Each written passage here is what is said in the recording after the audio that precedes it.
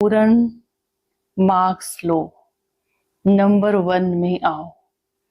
तो नंबर 1 कैसे मिलेगा? बाबा कहते नंबर 1 में आने वाले जो बच्चे होंगे वो संपूर्ण पवित्र आज्ञाकारी होंगे, संपूर्ण पवित्र आज्ञाकारी होंगे। तो ऐसे बच्चे कैसे होंगे? मनसा वाचा कर्मणा से एकदम पवित्र। मनसा पवित्रता माना संकल्प में भी अपवित्रता के संस्कार इमर्ज नहीं होंगे। सदा आत्मिक दृष्टिवृत्ति, भाई भाई की दृष्टिवृत्ति रहेगी। और वाचा में सदा ही मधुरता होगी, सत्यता होगी। और कर्मणा में नम्रता होगी, हर्षित मुक्ता होगी और संतुष्टता होगी। तो जो ऐसे बच्चे होंगे वो अपने हर कर्म से बाबा को प्रत्यक्ष करेंगे, है ना। उनको कोई सिद्ध करने की जरूरत नहीं है किसी बात को, बल्कि उनके जीवन के द्वारा ही बाबा प्रत्यक्ष होंगे। तो ऐसे बच्चे ही नंबर 1 बनते हैं, संपूर्ण पवित्र बच्चे बनते हैं, वही संपूर्ण आज्ञाकारी भी होते हैं। और दूसरा पॉइंट है स्लोगन में प्यारे बाबा ने समझाया कि संबंध संपर्क और स्थिति में लाइट बन जाओ, दिनचर्या में नहीं बनो। संबंध संपर्क में किसके साथ रहते हो तो सरलता से लाइट माइट होकर व्यवहार करना है, परंतु दिनचर्या में कभी भी अलवेलापन आलस नहीं लाना है, एक्यूरेसी हमेशा बनी रहे। और तीसरा पॉइंट है बाबा कहते अब बच्चों को बाबा समझाते हैं कोई गफलत नहीं करनी है, अच्छी तरह पढ़ाई पढ़ो, रोज क्लास अटेंड करो। अगर नहीं अटेंड कर सकते हैं तो बाबा को बताओ, बाबा तुम्हारी पढ़ाई का कोई इंतजाम करेंगे, ठीक है। और महामंत्र मिल गया है, मन मना भव, कहीं भी रहो बाबा की याद में रहो, देव मान में नहीं आना है, भी कर्मों से स्वयं को बचा के रखने के लिए देव भान में नहीं आना है। इस सड़ी हुई देह है, इसका भान बिल्कुल छोड़ देना है। बस एक ही ओना रहना चाहिए कि हम अच्छी तरह पढ़ें, बाबा को खूब याद करें और स्कॉलरशिप लें, क्योंकि हम नर से नारायण बनने का पुरुषार्थ कर रहे हैं। बाबा कहते तुम हो वॉरियर्स। तो वॉरियर्स कैसे होते हैं? हमेशा युद्ध के मैदान में अलर्ट रहते हैं। तो बाबा कहते कई बच्चे कहते हैं बाबा बड़े तूफान आते हैं, स्वप्न आदि आते हैं, ऐसे ऐसे स्वप्न आते हैं जो ना मन चित्त में कोई संकल्प था स्वप्न में आ गया। तो बाबा कहते ऐसे होगा, माया आएगी, चूं मत करो, बस पुरुषार्थ करते जाओ। और चौथा पॉइंट है बाबा कहते हैं हर एक बच्चे को शौक रखना है हम भविष्य में हीरे जैसा कैसे बने, विघ्नों को मिटाते जाओ, है ना। फिर कल्प कल्पांतर के लिए तुम्हारे विघ्न मिट जाएंगे। अभी बाबा कहते अच्छा पुरुषार्थ करो। समझो कोई साहूकार का बच्चा है इस समय, लेकिन पिता पढ़ने नहीं देता, बाबा का ज्ञान रुकावट डालते हैं। तो बच्चे को संकल्प आता है कि हम ये इनकी प्रॉपर्टी लाखों लेकर क्या करेंगे, हमको बेहद के बाबा से बेहद की बादशाही मिल रही है। तो बाबा कहते फिर ऐसा नशा रहना चाहिए, ऐसा नशा होगा तो बहुत आगे जा सकते हैं।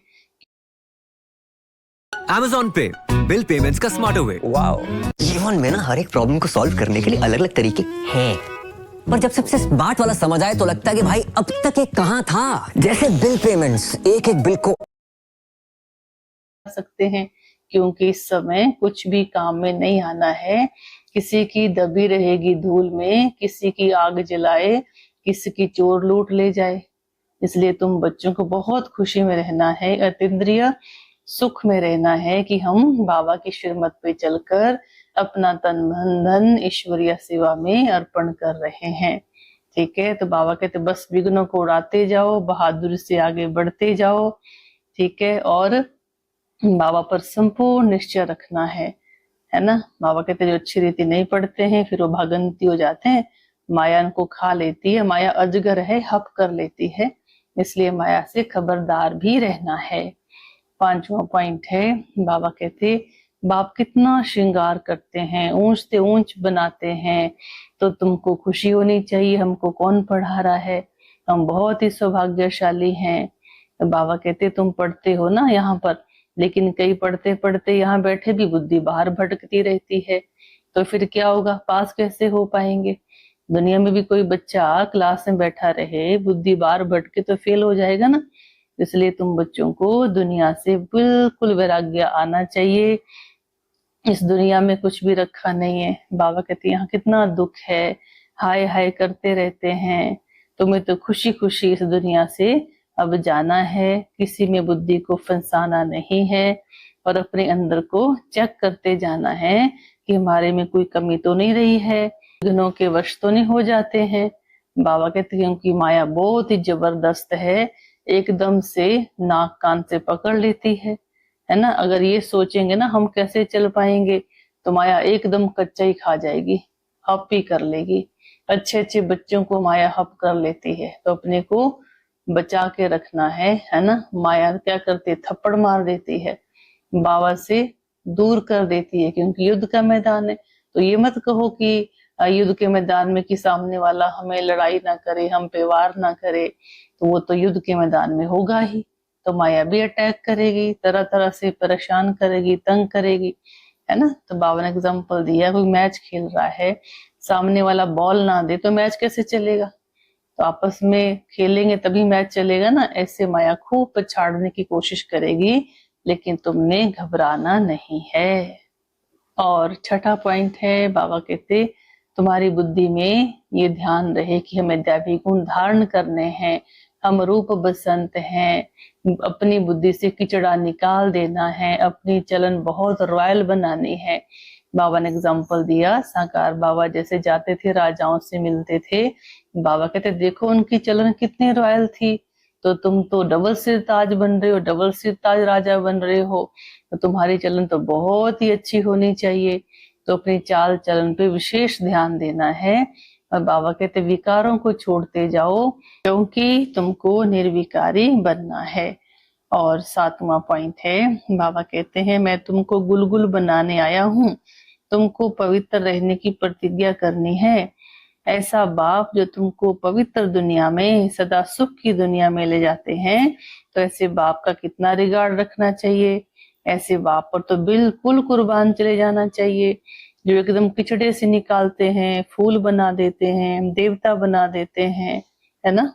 बाबा कहते तुमने तो बहुत सुख देखा है, सत्युग त्रेता 2 युगों तक तुम सुख की दुनिया में रहे हो, तो ऐसे सुख मिले जाने वाले बाप को सदा बुद्धि से याद करो, ठीक है। लेकिन बाबा कहते देखा गया है कि बच्चों को मित्र संबंधी जास्ती याद आते हैं, उनमें बुद्धि चली जाती है और बाबा को याद नहीं करते हैं, या अपना धन दौलत याद आएगा, या फिर धंधा ही याद आता रहेगा, उसमें बुद्धि लटकी रहती है।